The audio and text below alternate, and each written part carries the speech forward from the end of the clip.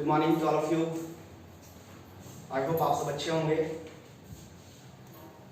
Welcome to the channel chemistry brain booster.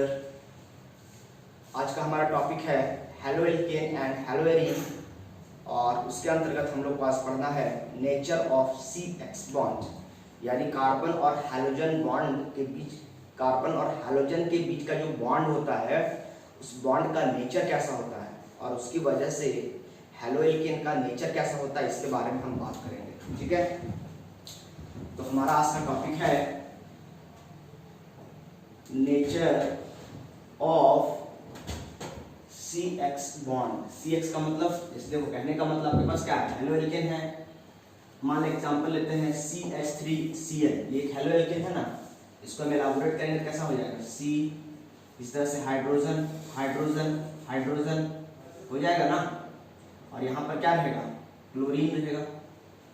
तो ये carbon और क्लोरीन के बीच के बॉन्ड का ये वाला जो बॉन्ड है आपका, ये जो बॉन्ड दिख रहा है, ये कार्बन और क्लोरीन के बीच का जो बॉन्ड दिख रहा है, इस बॉन्ड का नेचर कैसा है इसके बारे में हम बात करेंगे।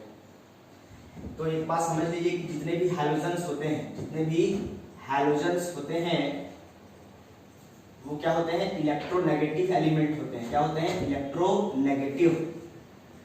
इलेक्ट्रोनेगेटिव का मतलब क्या होता है, इलेक्ट्रो मींस इलेक्ट्रॉन और नेगेटिव मतलब कमी, यानी वैसे एलिमेंट जिनके पास इलेक्ट्रॉन की कमी होती है, आउटर मोस्ट ऑर्बिट में जितना इलेक्ट्रॉन आउटर मोस्ट ऑर्बिट में उनको चाहिए उससे कम इलेक्ट्रॉन अगर होता है तो वो अपनी तरफ दूसरे के इलेक्ट्रॉन को अपनी तरफ, शेयर्ड पेयर इलेक्ट्रॉन को अपनी तरफ खींचने की क्षमता रखते हैं। इलेक्ट्रोनेगेटिव क्या होती है, इलेक्ट्रोनेगेटिविटी एक प्रॉपर्टी होती है, किसी भी एलिमेंट की एक प्रॉपर्टी होती है। ठीक है, इलेक्ट्रोनेगेटिविटी क्या होती है, ये इलेक्ट्रोनेगेटिव है, और इलेक्ट्रोनेगेटिविटी क्या होती है, इलेक्ट्रोनेगेटिविटी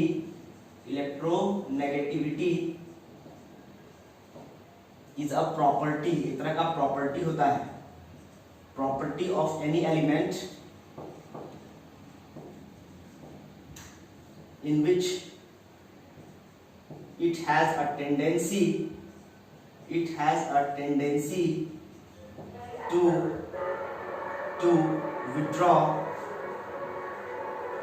अपनी तरफ खींचना, टेंडेंसी टू विड्रॉ, या अट्रैक्ट लिख सकते हैं, टेंडेंसी टू विड्रॉ या attract the shared pair electron. ये बात समझने की जरूरत है, shared pair electron. Shared pair का मतलब क्या हुआ, जैसे मान लीजिए यहाँ पे क्लोरीन का एक इलेक्ट्रॉन है और कार्बन का एक इलेक्ट्रॉन है, तो ये दोनों इलेक्ट्रॉन एक दूसरे के लिए शेयर्ड करके बनाए, बॉन्ड बनाए, शेयरिंग करके बॉन्ड बनाए, क्या बोलेंगे उसको, शेयर्ड पेयर इलेक्ट्रॉन बोलेंगे। बात समझ में आ रही, तो इसको शेयर्ड पेयर इलेक्ट्रॉन को अपने, जैसे कार्बन और क्लोरीन में क्लोरीन ज्यादा इलेक्ट्रोनेगेटिव है तो क्लोरीन क्या करेगा, कार्बन के इलेक्ट्रॉन को थोड़ा सा अपनी तरफ झुका लेगा। अब जो जैसे मान लीजिए कि एक मैं हूं और एक और दूसरा आदमी है, मेरे अगर हम दोनों हाथ पकड़ के एक दूसरे के साथ खड़े हैं लेकिन वो ज्यादा ताकतवर है, खींच रहे हैं, तो क्या करेगा, वो हमसे ज्यादा ताकतवर है तो वो क्या करेगा, हमको अपने तरफ थोड़ा सा खींच लेगा, खींच लेगा।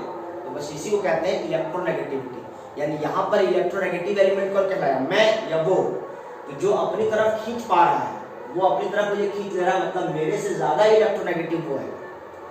तो क्या कार्बन इलेक्ट्रोनेगेटिव नहीं है, कार्बन भी इलेक्ट्रोनेगेटिव एलिमेंट होता है, लेकिन कार्बन की इलेक्ट्रोनेगेटिविटी उसके बॉन्ड, नंबर ऑफ बॉन्ड्स पे डिपेंड करती है। यहाँ पर जो कार्बन है वो सिर्फ और सिर्फ sp3 हाइब्रिडाइज्ड है। यहाँ पर कार्बन कैसा हाइब्रिडाइजेशन शो कर रहा है, सिर्फ सिंगल बॉन्ड है, तो ये sp3 हाइब्रिडाइज्ड शो कर रहा है। और sp3 हाइब्रिडाइज्ड का मतलब हुआ इसके पास टोटल 100/4, यानी इसके पास 25% s कैरेक्टर है। ठीक है, कितना परसेंट s कैरेक्टर है, 25% s कैरेक्टर है। ऐसा क्यों किया हमने, क्योंकि s का एक ऑर्बिटल और p के 3 ऑर्बिटल, टोटल कितने ऑर्बिटल हो गए, 4 ऑर्बिटल हाइब्रिडाइजेशन कर रहे हैं, इसलिए हमने 100 को परसेंटेज को 4 से भाग दिया, उससे क्या निकल के आया, 25% s कैरेक्टर है। और चूंकि p ऑर्बिटल की संख्या 3 है तो p कैरेक्टर कितना है, 75%। अगर मान लीजिए यहाँ पे कोई कार्बन डबल बॉन्डेड होता तो हम बोलते हैं कि ये कार्बन sp2 हाइब्रिडाइज्ड है, और इसी प्रकार से यहाँ पर क्या करते हैं, 100/3, यानी हमको निकल के आता 33% s कैरेक्टर है। यानी कहने का मतलब किसी भी कार्बन का s कैरेक्टर जितना ज्यादा होगा, किसी भी कंपाउंड में कार्बन का s कैरेक्टर जितना ज्यादा होगा उस कार्बन की इलेक्ट्रोनेगेटिविटी भी उतनी ही ज्यादा बढ़ती जाएगी। जैसे जैसे s कैरेक्टर कार्बन का बढ़ता जाएगा वैसे वैसे कार्बन की इलेक्ट्रोनेगेटिविटी यानी कार्बन को अपनी तरफ इलेक्ट्रॉन खींचने की क्षमता बढ़ती जाएगी। क्योंकि यहाँ पर इस कंपाउंड में कार्बन का s कैरेक्टर बहुत कम है, सबसे कम है 25% है, इसीलिए इसका इलेक्ट्रोनेगेटिविटी बहुत कम है। और इस कार्बन के कंपैरिजन में क्लोरीन की इलेक्ट्रोनेगेटिविटी बहुत ज्यादा है, क्योंकि क्लोरीन के आउटर मोस्ट ऑर्बिट में 2,8,7 इसके आउटर मोस्ट ऑर्बिट में 7 इलेक्ट्रॉन है। इसको एक इलेक्ट्रॉन पूरा करना है तो शेयर करके जरूर पूरा किया है, लेकिन भी अपनी तरफ इसका झुकाव दबदबा इस शेयर्ड पेयर इलेक्ट्रॉन का इसके तरफ क्लोरीन की तरफ ज्यादा होगा। यानी कार्बन के इलेक्ट्रॉन, कार्बन का जो ये वाला इलेक्ट्रॉन है वो थोड़ा सा क्लोरीन की तरफ हल्का सा झुका हुआ होगा, उसकी तरफ हल्का शिफ्ट किया हुआ होगा, क्योंकि क्लोरीन कार्बन के कंपैरिजन में ज्यादा इलेक्ट्रोनेगेटिव है। तो इलेक्ट्रोनेगेटिविटी क्या होता है? It is a property of an element in which it has a tendency to withdraw या attract the shared pair electron towards itself. ठीक है, टुवर्ड्स इटसेल्फ। बात समझ में आ रही है? अब इस कार्बन से क्या होता है, अब कार्बन और क्लोरीन में क्लोरीन ज्यादा इलेक्ट्रोनेगेटिव है, तो जो इलेक्ट्रॉन लेगा, अब जो इलेक्ट्रॉन लिया उस पर कैसा चार्ज हो जाएगा, इसके पास इलेक्ट्रॉन की डेंसिटी थोड़ी बढ़ जाएगी। और इलेक्ट्रॉन का चार्ज कैसा होता है? नेगेटिव। क्योंकि पूरा का पूरा इलेक्ट्रॉन इसके पास नहीं गया है, थोड़ा सा उसकी तरफ गया है। पूरा जाता तो माइनस लगा देते, लेकिन थोड़ा सा उसकी तरफ गया है, इसीलिए क्या लिखाएंगे इसको? डेल नेगेटिव या डेल्टा नेगेटिव। इसको डेल नेगेटिव भी बोल सकते हैं, डेल्टा नेगेटिव भी। ठीक है, यहाँ पे डेल्टा ऐसा होता है, डेल ऐसा होता है, लेकिन आप इसमें दोनों किसी को कुछ भी बोल सकते हैं, कोई इशू नहीं है।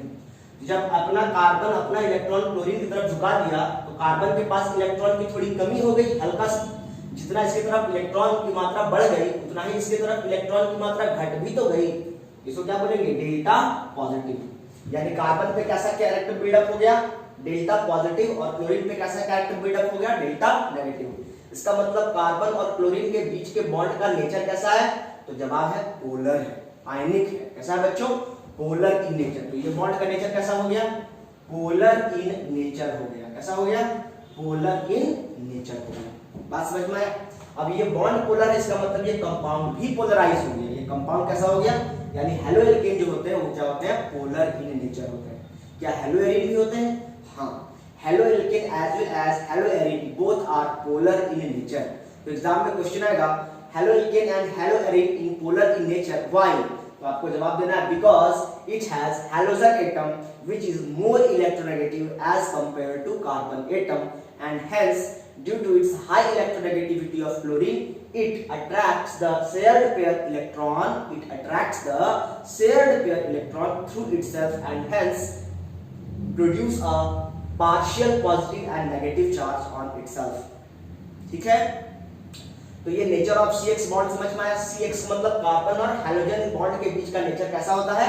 पोलर होता है, क्योंकि इन दोनों में इलेक्ट्रोनेगेटिविटी का डिफरेंस होता है। बात समझ में आ रहा है? देखते हैं वीडियो सही चल रहा है कि नहीं। हाँ ठीक है, वेरी गुड। चलो अब हम इसके बाद बात करेंगे,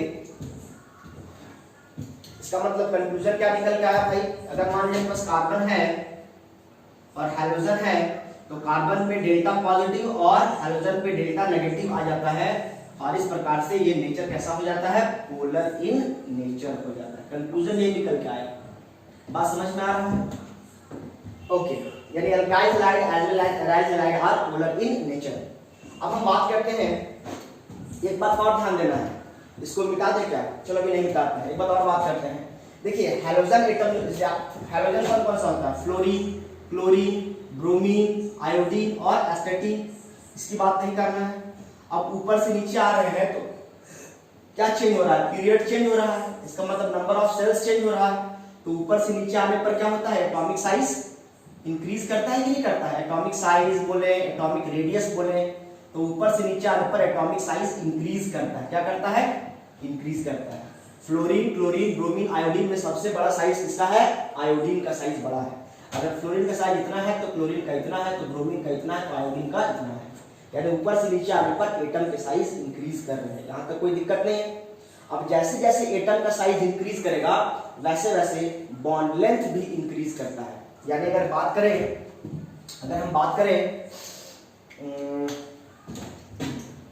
चलो अगर हम बात करते हैं कार्बन और फ्लोरीन के बीच के बॉन्ड का, तो इसका बॉन्ड लेंथ कुछ ऐसा होगा। कार्बन और ब्रोमीन के बीच बात करें तो ऐसा होगा, क्लोरीन ब्रोमीन का बात करें ऐसा होगा। कार्बन और आयोडीन, समझाने के लिए ऐसा है, ये सब बॉन्ड लेंथ जो होता है इसको हम लोग पिकोमीटर में मेजर करते हैं। किसमें मेजर करते हैं बच्चों? बॉन्ड लेंथ को पिकोमीटर में मेजर करते हैं। पिकोमीटर, PICO, पिकोमीटर, इसको लिखते हैं शॉर्ट में PM। और बॉन्ड लेंथ जो होता है बहुत छोटा होता है। पिकोमीटर का मतलब होता है 10 का पावर -12। कितना होता है? 10 का power -12 metre. 1 picometre is equal to 10 to the power -12 metre. यानी चूंकि फ्लोरीन, क्लोरीन, ब्रोमीन, आयोडीन में जैसे जैसे एटॉमिक साइज बढ़ रहा है वैसे वैसे बॉन्ड लेंथ भी इंक्रीज कर रहा है। देखिए इसका मतलब कंक्लूजन क्या निकल के आया कि bond length is directly proportional to atomic size. इससे कंक्लूजन क्या निकल के आएगा? Bond length is directly proportional to atomic size. जैसे जैसे एटॉमिक साइज बढ़ता जाएगा वैसे वैसे बॉन्ड लेंथ क्या होता जाएगा? बढ़ता जाएगा। तो चूंकि फ्लोरीन, क्लोरीन, ब्रोमीन, आयोडीन में सबसे बड़ा साइज आयोडीन का है और इसीलिए कार्बन और आयोडीन के बीच का बॉन्ड लेंथ सबसे ज्यादा है। बात समझ में आ रहा है? अब एक बात और समझ लीजिए, जैसे जैसे बॉन्ड की लंबाई बढ़ते जाएगी वैसे वैसे बॉन्ड का स्ट्रेंथ कमजोर होता जाता है। जैसे मान लीजिए आपके पास इतना लंबा हमने दे दिया दत्तवन या कोई छोटा सा पतला सा डंडा दे दिया आपको और उसको हमने तोड़ने के लिए बोला, तो लंबा डंडा रहेगा तो उसको आप इजीली तोड़ देंगे। जैसे मान लीजिए गन्ना दिया हमने, गन्ना समझते हैं ना, कतारी कहते हैं, कितारी गन्ना। तो लंबा सा गन्ना उसको हमने आपको तोड़ने के लिए बोला तो आप उसको इजीली ब्रेक कर देंगे, ठीक है। लेकिन उसी को तोड़ते तोड़ते छोटा हो जाएगा, लास्ट में छोटा सा गुल्लक बचेगा और छोटा वाला जो टुकड़ा बचेगा उसको अगर मैं आपको तोड़ने बोलूंगा तो वो तोड़ना डिफिकल्ट होगा। यानी कहने का मतलब है जैसे जैसे बॉन्ड अगर लंबा रहेगा तो उसको तोड़ना आसान है, यानी कम ही ताकत में कम ही एनर्जी में उसको तोड़ सकते हैं। लेकिन जैसे जैसे बॉन्ड की लंबाई छोटी होती जाती है वैसे वैसे बॉन्ड को तोड़ना डिफिकल्ट होता जाता है। उसको तोड़ने के लिए ज्यादा अमाउंट ऑफ एनर्जी सप्लाई करनी होती है। इसका मतलब कोई पूछेगा कि आपको फ्लोरीन, क्लोरीन, ब्रोमीन, आयोडीन वाला में से कौन सा बॉन्ड को तोड़ना ज्यादा आसान है, तो आप बोलेंगे आयोडीन वाला बॉन्ड को तोड़ना ज्यादा आसान है। क्यों? क्योंकि चूंकि आयोडीन का साइज बड़ा है और इसीलिए कार्बन और आयोडीन के बीच का बॉन्ड लेंथ ज्यादा है और बॉन्ड लेंथ ज्यादा होने के कारण बॉन्ड स्ट्रेंथ कम है। यानी बॉन्ड स्ट्रेंथ और बॉन्ड लेंथ में कैसा रिलेशन होता है तो आपको पता होना चाहिए। बॉन्ड स्ट्रेंथ जो होता है वो inversely proportional to bond length होता है। जैसे जैसे बॉन्ड लेंथ बढ़ता जाएगा वैसे वैसे बॉन्ड स्ट्रेंथ क्या होता जाएगा? कमजोर होता जाएगा। यानी सबसे आसान है, किसको तोड़ना आसान है? तो CI बॉन्ड को तोड़ना सबसे आसान है और CF बॉन्ड को तोड़ना सबसे डिफिकल्ट है। किसी भी बॉन्ड को तोड़ने के लिए जो एनर्जी हम बाहर से देते हैं उस एनर्जी को हम क्या कहते हैं जी? बॉन्ड इंथैल्पी या बॉन्ड डिसोसिएशन इंथैल्पी कहते हैं। इसका मतलब कोई पूछेगा सबसे ज्यादा बॉन्ड इंथैल्पी किसका है, यानी किस बॉन्ड को तोड़ने के लिए सबसे ज्यादा एनर्जी देने की आवश्यकता है, तो आप बोलेंगे CF बॉन्ड का बॉन्ड इंथैल्पी ज्यादा है। क्यों? क्योंकि इसका बॉन्ड लेंथ कम है। और सबसे कम बॉन्ड इंथैल्पी किसका है? तो CI का बॉन्ड इंथैल्पी सबसे कम है। क्यों?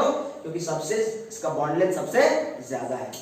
चलिए इसको एक बार इसको कॉपी कर लेंगे, इसका नोट्स बना लीजिए आप लोग। चलिए ठीक है, इसके बाद हम क्या करेंगे, एक आपको हम बताते हैं, एक टेबल बताते हैं आपको, उस टेबल को कवर करना है। इसको मिटा रहा हूं मैं, ठीक है। सारी बातें मैं समझता हूँ, समझ में आ गया, लेकिन अब इसका एक मैं डेटा आपको दे देता हूँ।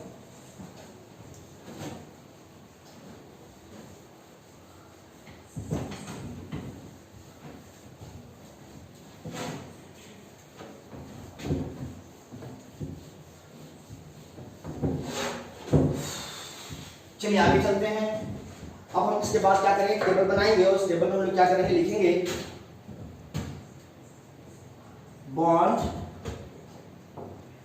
Bond length. वैसे यहाँ डाटा याद रखने का जरूरत नहीं है, आपको समझने के लिए। और उस बॉन्ड को तोड़ने के लिए लगाया गया एनर्जी, उसको क्या कहते हैं? बॉन्ड डिसोसिएशन इंथैल्पी, या इसको आप बॉन्ड इंथैल्पी भी बोल सकते हैं। बॉन्ड लेंथ और बॉन्ड इंथैल्पी। चलिए अब हम बात करते हैं CH3F। मान लीजिए यहाँ पर फ्लोरीन CH3F लिखे, इसका ये मतलब नहीं है ये फ्लोरीन और हाइड्रोजन के बीच का बॉन्ड है। इसका मतलब ये हुआ कुछ इस प्रकार से हुआ, फ्लोरीन हाइड्रोजन हाइड्रोजन हाइड्रोजन। तो इसको एलाबोरेट करेंगे तो कुछ ऐसा आएगा। बात समझ में आ रहा है? ये नहीं समझना है कि हाइड्रोजन और फ्लोरीन के बीच का बॉन्ड है, बॉन्ड हमेशा कार्बन और फ्लोरीन के बीच में होता है, ठीक है। इसको अगर हम तोड़ के लिखेंगे तो ऐसा लिखेंगे। उसके बाद हम बात करेंगे CH3Cl। उसके बाद हम बात कोई बच्चा ऐसा भी लिख सकता है H3CBr, बात बराबर है। और तो इसको ऐसे लिखेगा H3Ci, बोथ आर, ये भी सेम है, ये भी सेम ही चीज है, चाहे CH3Cl लिखे या H3CBr लिखेंगे, उससे कोई दिक्कत नहीं है। अब हम बॉन्ड लेंथ की जब बात करेंगे तो ऊपर से नीचे आने पर बॉन्ड लेंथ क्या होगा बताओ, बढ़ेगा, क्योंकि फ्लोरीन क्लोरीन ब्रोमीन आयोडीन का साइज क्या हो रहा है, बढ़ रहा है। तो ये कितना होता है पता आपको, इसका बॉन्ड लेंथ 139 पिकोमीटर। कितना होता है बच्चों, इसका बॉन्ड लेंथ कितना होता है 139 पिकोमीटर। ये कितना होता है 178 पिकोमीटर। कितना होता है 178 पिकोमीटर। इसके बाद ये कितना होता है 193 पिकोमीटर। कितना होता है 193 पिकोमीटर। और ये कितना होता है 214 पिकोमीटर। देखिए जैसे जैसे बॉन्ड की संख्या बॉन्ड की लंबाई बढ़ रही है, बॉन्ड का एटम का साइज बढ़ रहा है, वैसे वैसे बॉन्ड लेंथ क्या हो रहा है, बढ़ रहा है। अब क्या करना है, बॉन्ड को तोड़ने में कितना एनर्जी लगता है, इसको तोड़ने के लिए 452 किलो जूल पर मोल एनर्जी सप्लाई करना पड़ता है। इसके लिए 351 किलो जूल पर मोल। देखिए जैसे जैसे बॉन्ड की लंबाई घट रही, बॉन्ड की लंबाई बढ़ रही है, वैसे वैसे एनर्जी क्या करना पड़ रहा है, कम सप्लाई करना पड़ रहा है।